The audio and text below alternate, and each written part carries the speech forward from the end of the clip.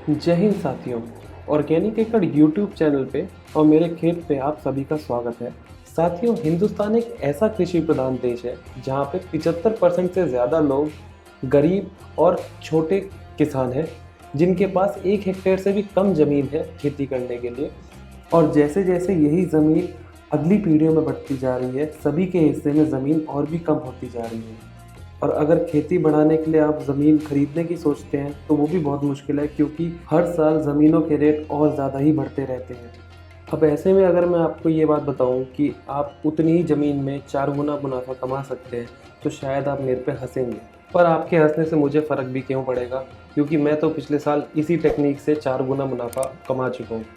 खैर, अगर आप भी ये जानना चाहते हैं कि आखिर मल्टीलेयर फार्मिंग क्या है, तो इस वीडियो को आखिर तक ज़रूर देखिएगा। मल्टीलेयर फार्मिंग के फ़ायदे जानने से पहले हमें ये जानना ज़रूरी होगा कि आखिर मल्टीलेयर फार्मिंग है क्या। देखिए भाइयों, मल्टीलेयर फार्मिंग में मल्टी का मतलब होता है बहुत सारे, और लेयर्स का मतलब होता है परतें। मल्टीलेयर फार्मिंग को मल्टी टीयर फार्मिंग या मल्टी स्टोरीज क्रॉपिंग भी बोलते हैं। बेसिकली मल्टीलेयर फार्मिंग एक ऐसी टाइप की खेती है जिसके अंदर एक ही खेत में एक ही समय पे 2 या 2 से ज़्यादा अलग अलग हाइट की फसलें एक साथ लगाई जाती है, जिसके कारण हम उतनी ही ज़मीन में 3 से 4 गुना प्रोडक्शन ले सकते हैं। ज़्यादा प्रोडक्शन यानी कि ज़्यादा मुनाफा। चलिए आपको अब ये बता देते हैं कि इतनी सारी फसलों में से वो कौन सी 4-5 फसलें लगा सकते हैं जिनके लगाने से आपकी 4 गुना तक इनकम बढ़ जाएगी।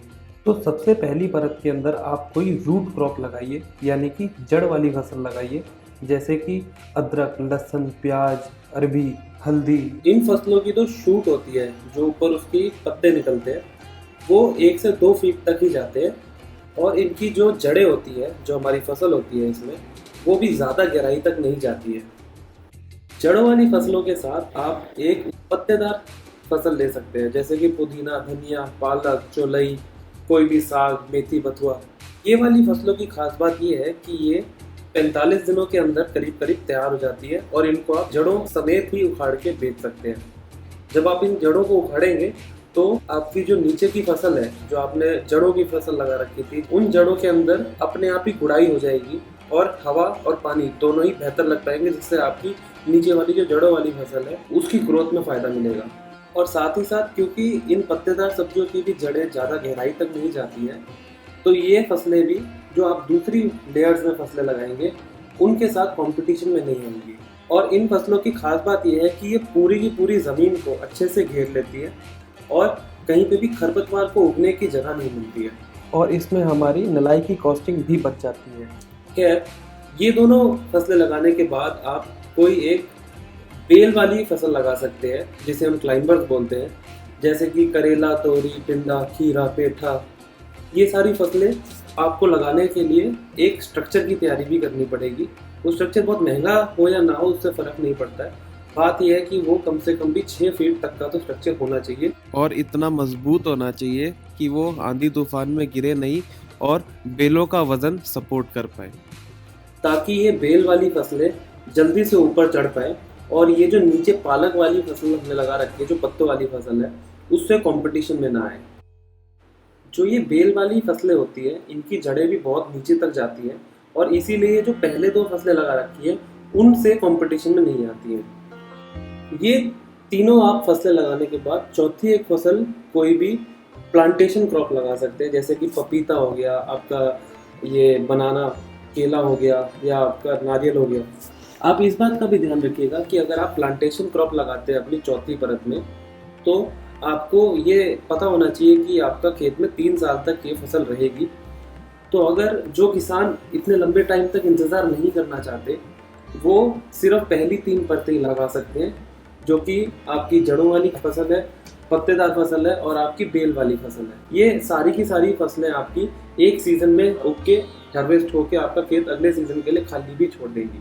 आप चाहे 3 परत अपनाएं, 2 परत अपनाएं, चाहे 5 परत अपनाएं, आपको ये ध्यान ज़रूर रखना पड़ेगा कि आपको बहुत ही समझदारी से प्लानिंग करनी पड़ेगी, जिसमें आपको अपने यहाँ की खेत की जो मिट्टी है उसका ध्यान रखना पड़ेगा, आपके वातावरण का ध्यान रखना पड़ेगा, आप कौन सी फसलों का चयन करते हैं उसका ध्यान रखना पड़ेगा, और उनकी कौन सी वैरायटी लगाते हैं उसमें भी ध्यान रखना पड़ेगा। इसी के साथ साथ ये देखना भी ज़रूरी होता है कि जो भी आप फसल लगा रहे हैं वो आपस में फिजिकली स्पेस के लिए, न्यूट्रिशन के लिए, पानी के लिए या सूरज की किरणों के लिए आपस में कंपटीशन ना आए और एक फसल को दूसरी फसल से कुछ नुकसान ना हो।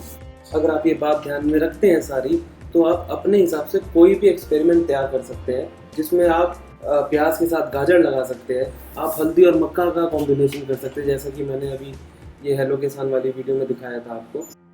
एक और आप चीज बता रहे थे, एक आपने ट्राई किया था हल्दी के साथ कंपेनियन प्लांटिंग। हाँ, वो क्या है, उसके बारे में बताइए। आइए। ये है, इसके अंदर जमीन के अंदर हल्दी है और जमीन के ऊपर है आपका मक्का। मक्के की 6 इंच से ज़्यादा जड़ें नहीं जाती और हल्दी आपकी 6 इंच के नीचे घाट बनती है। सेम अरबी है, तो इसके अंदर मक्के को भी फायदा है, हल्दी को भी फायदा है, अड़ंगा भी कम उग रहा है, स्पेस भी कम लग रही है और डबल क्रॉप हो गई सीधी। पानी भी उतना ही लग रहा है।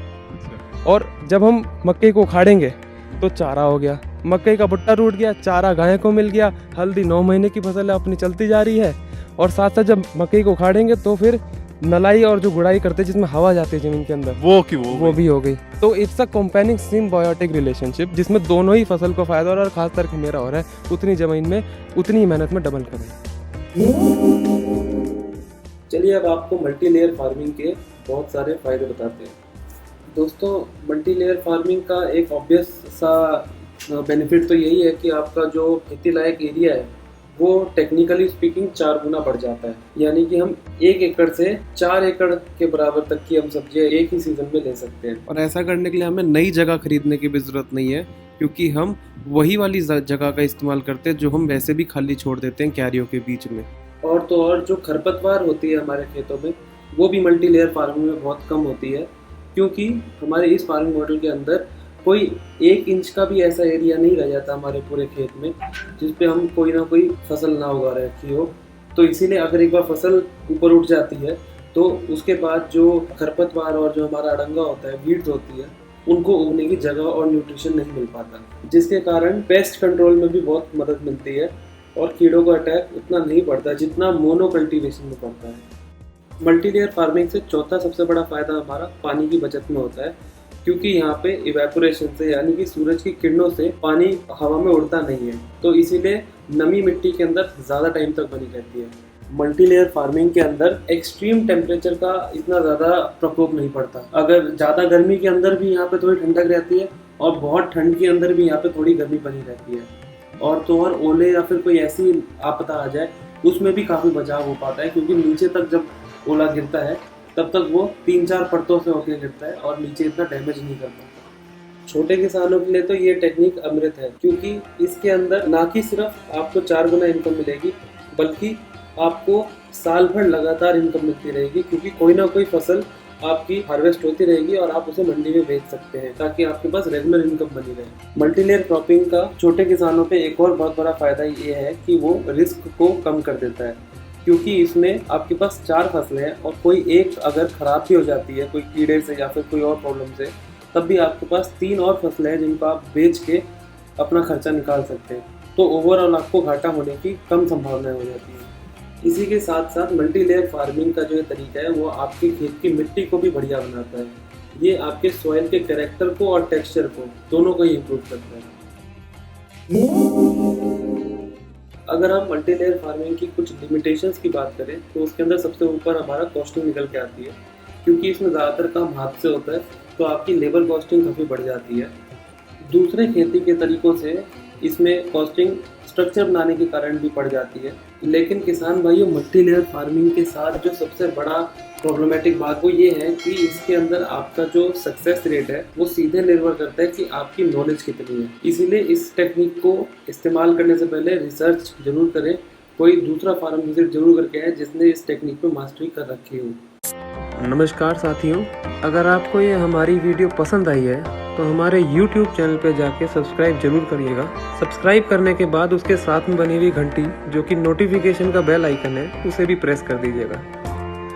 हम ऐसी ही बहुत सारी और भी इंफॉर्मेटिव वीडियोस जैविक खेती के बारे में यहाँ पे लगातार डालते रहेंगे। आपका बहुत बहुत शुक्रिया। तो भाइयों, मिलते हैं अगली वीडियो में, तब तक के लिए राम राम।